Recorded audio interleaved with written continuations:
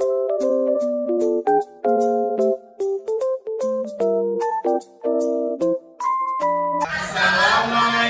warahmatullahi wabarakatuh. Salam dan bahagia. Kami dari kelompok 3 ingin memaparkan hasil diskusi kami tentang asesmen berhitung yang beranggotakan Saya Rahman Supriyanto dengan NIM akhir 017. saya Istiqomah Alusida dengan NIM akhir 225. Saya Fatma Fidandruni Lasari dengan NIM akhir 239. Saya Wijaya Purnama dengan NIM akhir 219. Saya Dea Alivia Helisa dengan NIM akhir 228. Saya Indra Sayakti dengan NIM akhir 233. Selamat menyaksikan. Latar belakang asesmen berhitung.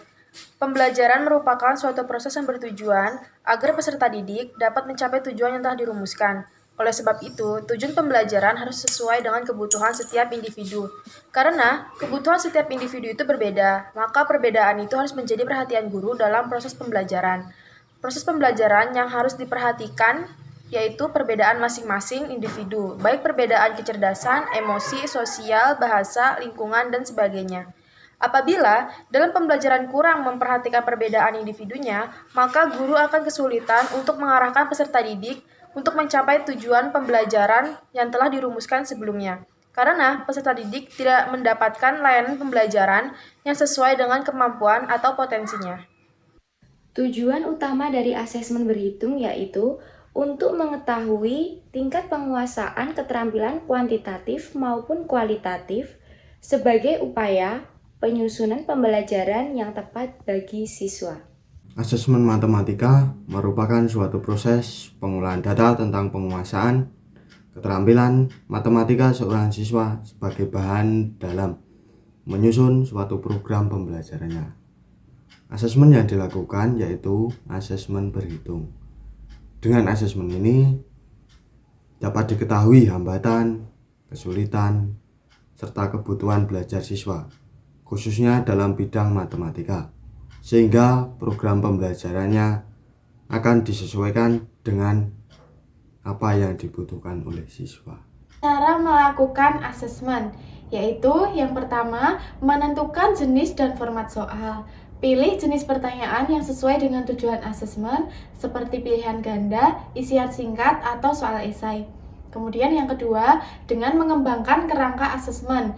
Dan yang ketiga, membuat soal atau instrumen asesmen. Ruang lingkup asesmen keterampilan matematika terdiri dari 3 komponen yaitu kualitatif, kuantitatif, dan kognitif dasar. Komponen kuantitatif memiliki 2 subkomponen yaitu aljabar dan aritmatika.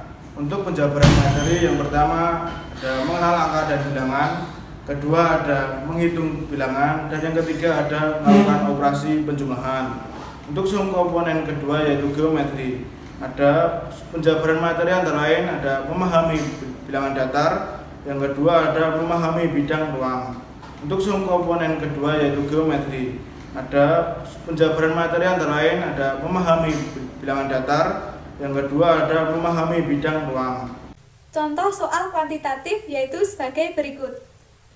Nah, di sini ada contoh soal kuantitatif tentang penjumlahan, yaitu 3 ditambah 4 sama dengan titik-titik. Untuk menyelesaikan soal penjumlahan tersebut, kita bisa menggunakan media biji-bijian. Ini adalah contoh media biji-bijian. Kita ambil 3 buah biji kacang. 1, 2, 3. Kemudian ditambah 4. Maka kita ambil 4 biji jagung. 1, 2, 3, 4. Kemudian kita hitung. Kita hitung bersama-sama ya. 1, 2, 3, 4, 5, 6, 7. Jadi hasil 3 ditambah 4 sama dengan 7. Komponen kedua ada kualitatif, yaitu ada pengukuran. Pengukuran penjabaran materinya seperti konsep perhitungan dan penyelesaian masalah terkait keliling, luas, berat, dan waktu. Contoh soal kualitatif yaitu sebagai berikut. Nah, ini adalah contoh soal kualitatif, yaitu Faisal membeli 4 tabung gas, setiap gas berisi 5 kilo. Berapa kilo jumlah gas yang dibeli Faisal? Untuk menyelesaikan soal tersebut, kita bisa menggunakan perkalian. Nah, di soal tersebut kan Faisal membeli 4 gas. Nah, setiap gas berisi 5 kilo. Maka kita bisa menggunakan perkalian 4 kali 5. Untuk mengetahui hasil dari 4 kali 5, kita bisa menggunakan penjumlahan berulang dengan bilangan yang sama. 5 ditambah 5 ditambah 5 ditambah 5. Jadi jumlah gas yang dibeli oleh Faisal yaitu 20 kilo. Kognitif dasar. Kognitif dasar memiliki 4 subkomponen. Yang pertama adalah subkomponen klasifikasi. Penjabaran materinya sebagai berikut. Yang pertama adalah mengelompokkan objek berdasarkan warna. Yang kedua berdasarkan bentuk. Dan yang ketiga berdasarkan urutan. Untuk subkomponen yang kedua ada ordering. Yang pertama penjabaran materinya mengurutkan objek berdasarkan pola, ukuran, bentuk. Yang kedua mengurutkan objek berdasarkan pola, ukuran, warna. Dan yang subkomponen ketiga ada seriasi. Seriasi memiliki penjabaran materi seperti menyusun objek berdasarkan ukuran panjang dan pendek. Dan yang kedua menyusun objek berdasarkan ukuran besar dan kecil.